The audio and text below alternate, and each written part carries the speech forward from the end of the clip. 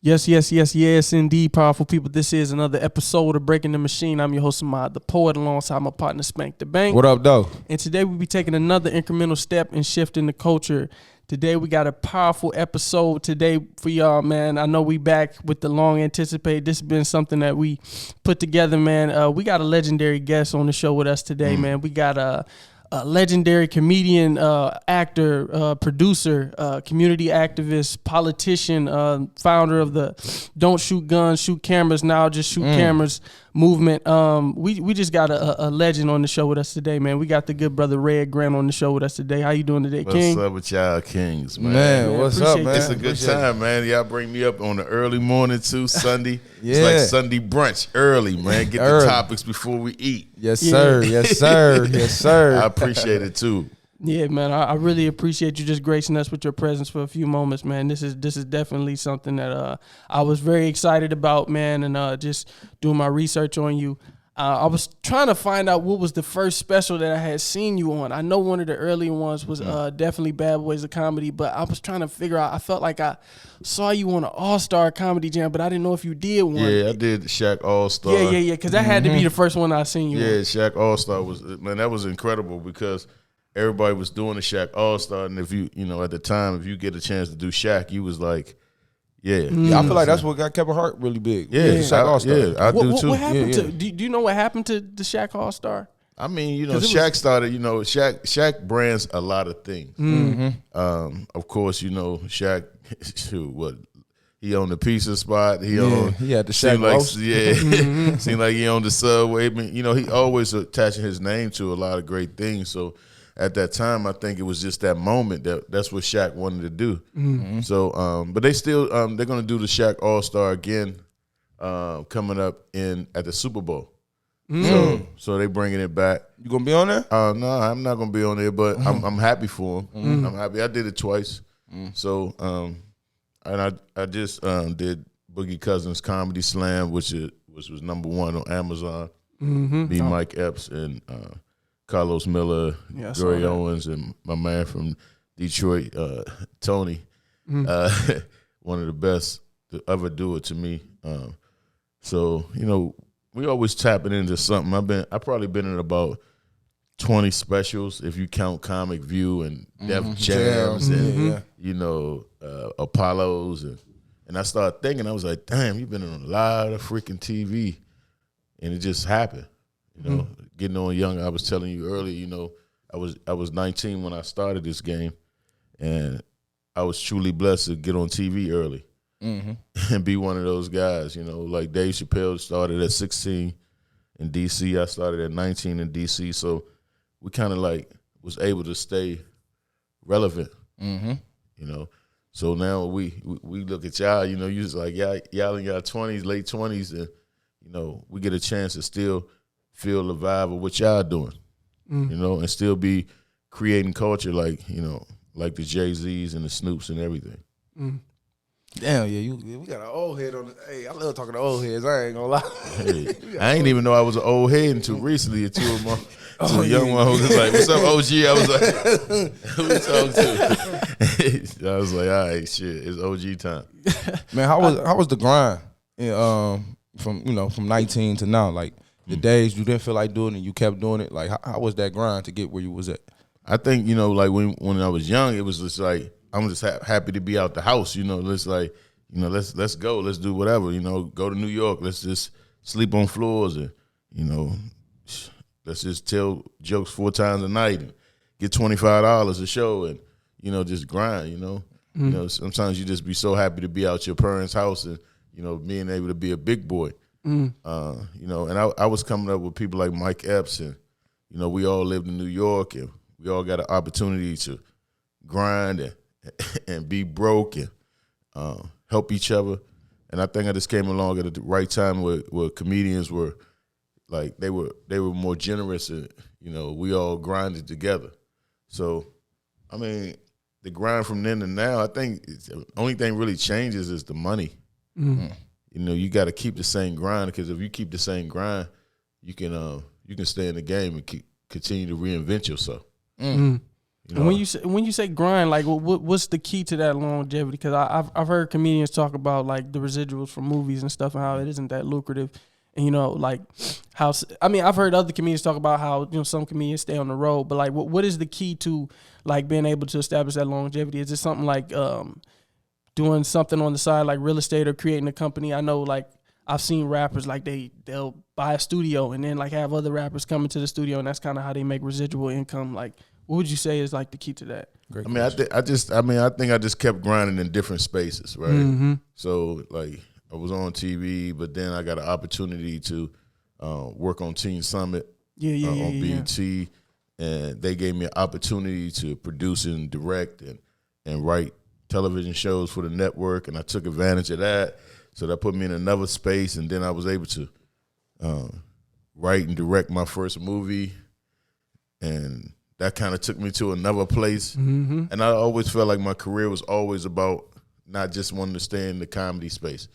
Always, I quit comedy for 2 years just to produce like about 24 shows for the Viacom network, and I don't ever put myself in a position where I'm pinholed to that one situation. So I think the grind has to be more than just trying to tell jokes. I think the grind has to be like, what can you get out of the whole situation? Now I'm in the space of political space, and all that came from just being a comic, being a comedian, but open to different things. So my grind every day is like, I always want to be new and fresh. I always want to write about 4 or 5 jokes a day. I always want to be able to say, okay, I don't want to be talking about what I was talking about 5 years ago. And if I am, it's a way different spin on it. So, I'm always grinding in that way. With you pivoting into the political space, was it like something that you had second guesses about, or is it like everybody in your camp, everybody around you, family, friends, was kind of like supporting you pivoting into like politics, or was it something like? Because a lot of people don't do that, coming from entertainment and then pivoting into like public service. But some can do it, but like the way you did it is definitely special. Well, Cat said I'm crazy. He said I'm crazy to give him millions of dollars to go into the political space. But when you got a mission, and when you get a mission from a higher power to do things, sometimes it's bigger than the money. But I feel like I've always been in the political space. When I was growing up, I feel like my mom's was an activist. I feel like my father was an activist. I feel like my grandparents were activists. I just felt like I never was in politics, you know. But if you look at comedy is politics. It's like you're taking the basic policies of what we're going through and what we're living with, and you creating ability to make people laugh at their own situation. So, I mean, that's the base of politics anyway, and that's what politics is supposed to do, help people, like with situations. So I just talk about it from a virile standpoint. And I think that, that's a good thing about being a writer and being able to construct your thoughts. Is like you don't have to be a clown. You can just you can actually say, this is what I want to talk about, and be able to paint that picture for people. So what would you say is the most power in like this political sphere? Because me personally, I'm like, I'm kind of that group that's like is not fully bought into politics. Right, you know what I'm saying, all the way. But I do feel like politics has a place. But like, where do you feel like politics has the most power? Is it like in the funding, or is it in like grants, nonprofits, like the funding that they have the funding that they have for nonprofits? Like, what is like the true power in politics? Because sometimes it's like, we hear phrases and stuff, but it'd be hard for us to connect to it, you know? I mean, I'm like you. I fully haven't bought into it either. But what I do understand is that if we don't do nothing, then nothing will get done. Right? So I know that they control us with a sense of, okay, I don't need to vote because it don't really matter to me. And I always tell people, local elections are way more important. Way more important. You got to vote for that. Local elections is way more important than even the national elections. Yeah, if you're taking on for president, okay, but I'm talking about the things that's really, that's affecting you immediately right around you, you have to be involved with. That's how you win the battlefield. It's at the bottom. And then if you vote for the right people at the bottom, now you battling with the president. Now you saying to yourself, I'm gonna show my community how we gonna have more power in our community. You know, we can't sit back and say, oh yeah, you know, they coming in and gentrifying our community, but I go to the meetings, it don't be none of us. None of us there. Yeah. You know, so we're allowing other people to control our fate and our destiny, and I just refuse to allow my people. And when I say my people, I'm talking about anybody who's not believing in the political process to not believe in it, because I just think that we do have the power to push. Yeah, the political party is definitely it definitely works. You know, I feel like we got distracted, you know, saying it's a white man's game, but really it's a people's game. It is. You know, if we are in it, you know, it will work. And I want to ask you about your foundation. It's as you said, it's Don't Shoot. It was called Don't Shoot Guns, Shoot Cameras, and I didn't want to put the guns in no more, so I shortened it to Shoot Cameras. You know, we teach young people filmmaking from thought to theater. So they basically write the scripts, they produce the scripts, and you know, direct the scripts, and they do all the aspects of it. So is that a nonprofit? Well, that one right there is a nonprofit, and my other nonprofit is Beyond Your Block. Okay. So I got two nonprofits. Do you work with schools? Yeah. Okay, because I'm in the education field. Yeah. Like that stuff like that, programs like that, is stuff we need, because I have meeting with my student advisory committee. So these are all the leaders of the school. We ask them, okay, what do we need to do better? You know, what do things that y'all would like to do that we can bring to the school? And they always say extracurricular activities. And it's like, that would have been, you know, perfect for, you know, students to go to after school, learn how to, you know, shoot, write a movie, you know, just a skill set they can have. And like even now in our school district, we're bringing programs to have skill sets for the students, and that's what the community needs. Well, I became the public relations director for bringing back vocational education to Washington D.C. schools. Right, they took them out in a lot of neighborhoods. Yeah, so they took them, you know, and because they did, you know, that left a void for our young people not to be having those skill levels. Yeah, because I don't know how to change brakes. That's what I'm saying. But like my dad did, because they had it in Votech back in the day. But like when I got to high school, I ain't even pay attention to Votech. I was so invested in football and sports, I ain't even think about all that. But stuff. look how deep this is, though. Look how Voc Ed is so powerful right now. It ain't just like bricklaying. It ain't just electricians and carpentry and all of that. It's cybersecurity. It's coding, gaming. Filmmaking, television, same thing you guys doing, podcasting.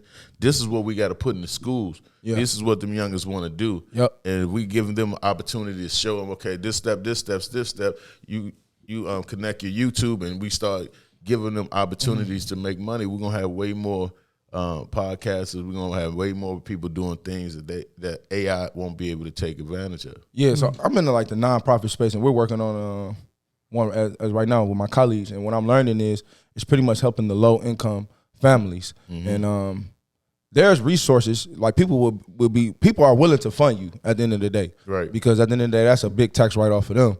So I'm learning that it's about what problem are you solving. So I'm like, when your foundation is solving a lot of problems, you know, kids, you know, instead of learn how to shoot, you know, well, I ain't gonna say gun because you say to gun, but learn how to shoot a gun. Now they know how to shoot a camera, and you know, now they know how to shoot a camera. You know, now that's a skill set that can take them. They know how to shoot movies, music videos, all types of stuff. Like my homeboy Juan, he learned in college how to shoot a camera. Man, it's so much. If you get in this stuff early and you stay dedicated to it, there's no way you can't make no money. Yeah, because just think about it. So who ain't gonna pay you $500 if you're a good cameraman to shoot my video? Now you got 10 clients, then you banking now. You know, you starting to let your money. Now you getting your equipment, and now you hiring other people, and that's the mindset we got to be in. Now you run Detroit. Now all the cameras got to come through you. All the videos come through you. Now you know Jerry production. That's how you started. That's how, you know, it's always, you know. See, and I tell my young people all the time, says stop trying to get quick money.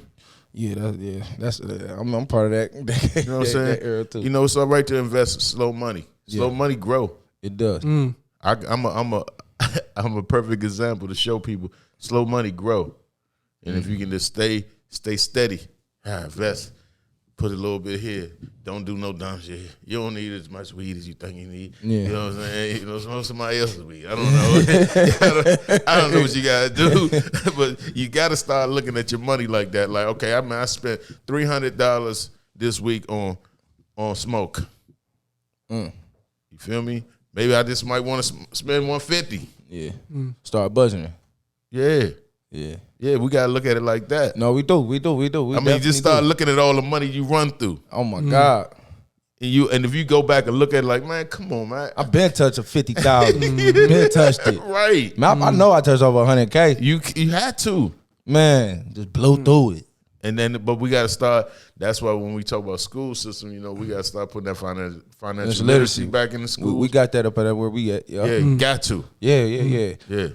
You talk about working with the students. I heard you on 85 South talking about that, and you said, especially working with the young men, but just students in general, the disconnect comes from a lack of love, and then you also said respect. How did you discipline as well? And you talk about coaching at a young age. How did you go about like working, building that relationship with those students, you know, and establishing that respect? Because he works in the schools. I used to work in the schools right now, and I have a mentorship program working with the children. We both talk about it like, you know, you kind of have to give respect before you get it. You know what I'm saying? You got to take a lot in order to like really win the hearts of the, you know, the students that you're working with. So how was that for you, especially you coming from like entertainment and, you know, people, I mean, sometimes students want to test you like to see if you're real, you know? I mean, when you authentic, you know what I'm saying? I think kids feel that. Facts. You know, I don't go in there trying to be preaching to anyone. I just give them my story, you know, of a young man who got in trouble when he was young, you know, couldn't control his emotions, lost some things, was able to maneuver myself back into places. And I think when you talk real to people, they understand it from a different level. You know, kids are not stupid. They super smart, super attached. They might look at y'all in the 20s and be like, oh, look at the OGs, right? But y'all might look at me and be like, look at the OG. So every connection has to have a connection, and you have to be able to reach past all of that to be able to connect. You never can not stay in the know. I mean, you gotta know all the music, you gotta know all the culture, all of that. You can't get to the point where you like, man, forget all. I don't need to know none of that. Always gotta know what's going on. Always. They be like, man, Red, how the all that, all the young music, all the old, because I stay connected, and I got a 14-year-old. Yeah. You know, when you got a 14-year-old, I tell her to blast everything. I take her to school every morning. We going up. Because I just think that's how you. It's different though. Win. It's different because back then, like when we was growing up, I ain't had no Dirk. Like I want to listen to Dirk, like they listen to Dirk and Youngboy, and I feel like Dirk is more for my age group. And when I be hearing them listening to Dirk, I'm like, no, they really shouldn't be listening to this because like growing up, okay, I had Bone Thugs and Harmony, you know, like them type of rappers. I didn't have.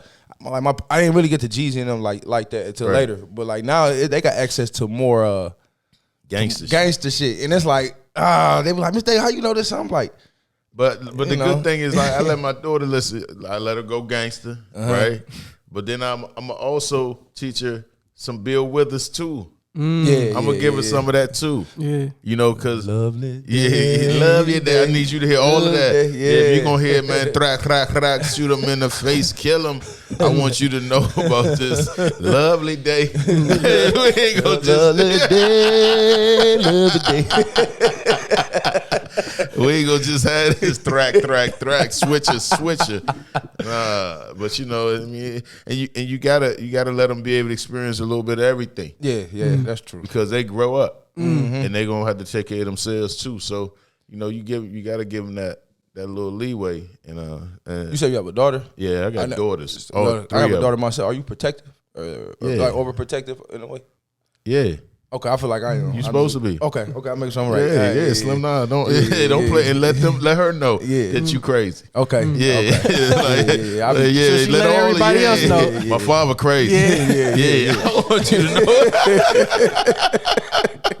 Yeah, you ain't doing wrong. I want to know how you get to the teen summit. So like, how do you know you start off as an entrepreneur and then you start working for BET? Is that correct? Nah, I'm gonna tell you how I started. Cause I started as like you. I wanted to be a NFL football player. That was my goal. For real? Yeah. What position you played? I played running back. Okay. So when I went to school, Barry your favorite? Huh? Was Barry your inspiration? Like, my bad, coach. But what running back you was? Oh, you wanted to be like, or who was your inspiration? Like more like Walter Payton's and Barry was definitely. Come on, he cut you out your shoes, But me myself, I looked at John Riggins and I was like, I was that type of running back, like run you over type. But I went to Savannah State and I played football with Shannon Sharpe. So me and Sharpe played at Savannah State together, and he was a senior when I was a freshman. But it was a good time. So that's people like if you look online, you see pictures of me and Sharpe. Yeah. You know what I'm saying? But those are real pictures. So I wanted to be an NFL football player. So when I lost my football scholarship, I had to come home and I was forced to go back to school and get another job. And I just ended up working for the Department of Parks and Recreation, coaching kids. And that's where I landed. And at the same time, I was starting to tell jokes and going back to school. And that's where I was able to maneuver into that world of comedy. And somebody found me. My man Bob Sumner told me to come to audition for Def Jam. I went audition and got out and rocked. And that moved me into the Teen Summit and into the Apollos and to the other situations. But I never wanted to be a comedian. I wanted to be a football player or a singer. Or a star. You wanted to be a star. I just wanted to be something. I just know I didn't know what I wanted to be at the time. I did trust that God was putting me in the right place. I've been spiritual for a long time, so I just go with it, even if I'm in a bad situation, even if I'm in court. I just feel like, He gonna take me somewhere smooth. Lastly, I wanted to ask you, what would you call this phase of your life? If you could give it one word, what would you call it? Man. Good question, brother. What would I call this phase of my life? I would say, like, okay, you see the little caterpillar, and the caterpillar going to the little cocoon. I say the caterpillar was like my 19s through my 30s, right? Then I feel like I've been in the cocoon, and I feel like this like my butterfly state. Like I'm able to. I got wings now. I'm able to teach, how long you going to be here with your wings. You don't never know because you're a butterfly. So you just got to fly around and do as much as you can. And that's what state I'm in. I'm in my butterfly state. And I just want to accomplish as much as I can with these wings until I don't tell jokes anymore. I don't do that no more. I just move myself into other places. I love that. I really appreciate you just gracing us with your presence on the show, man. Just spending some moments with us. And it was fun. Man, I definitely heard you say that on another show. Like, man, I don't need to do comedy. Like, I really just speak to the people, man. I'm a public speaker. Yeah, I'm just a public speaker. I love that, man. Yeah, I love that. Like, and it's cool because, we did 4 shows in Detroit, doing my 5th one in a few hours. And I like coming back. I like to be in Detroit, like, real places like ain't DC. Nothing like it. It ain't nothing like it. Ain't nothing DC, like it. Detroit, Chicago. I do want to go DC. I ain't never been to DC. I got you homeboys gonna out love there. it. Like when I learned my homeboys in DC, they would, from my perspective, they were the first one to wear New Balances. Like, We were. Everybody in the city went. Like I see everybody wearing them, but I'm like, bro, my boys from DC wore New Balances first. I seen them like when I was at Central State. They used to wear the New Balance off the long coat. Oh yeah. Yeah, I'm like, dang, y'all DC brothers got We've been swag. wearing New Balance since like the early '80s. Like that's our shoe right there. That's a comfortable shoe right there. That's like bedroom slippers. Yeah, okay. Don't y'all say John? That John right there. That Y'all John, say, yeah, we say John. Yeah, I hear so much slang from out there. Yeah, that John like that. Yeah. I got a homeboy out there in DC, so Yeah, but Baltimore close too, so that it can go either way. Mm. You know, Yeah, they DC. got a rich history there. I remember you was talking about DC and its connection to BET. I never knew that they had a connection to BET. Man, BET started in DC. Yeah, I didn't know that until I heard you say it. I was like, dang, that's I deep. worked at like that. That was where a lot of people worked in DC. Mm. That's why, you know, being an African American city, man, we had a whole African American network. Mm-hmm. Chocolate You City. know, It did. So 106 in Park was first in DC, right? The first 106 in Park was in DC. Yeah, I was about to okay, I remember that. Yeah. All those shows was out of that same studio. You know? Dang. Yeah, man. History. It's the Butterfly State, man. Red Grant, SpankDaBank, Ahmad the Poet. That's another episode of Breaking the Machine. You dig? Yeah. Yes, sir. Appreciate y'all.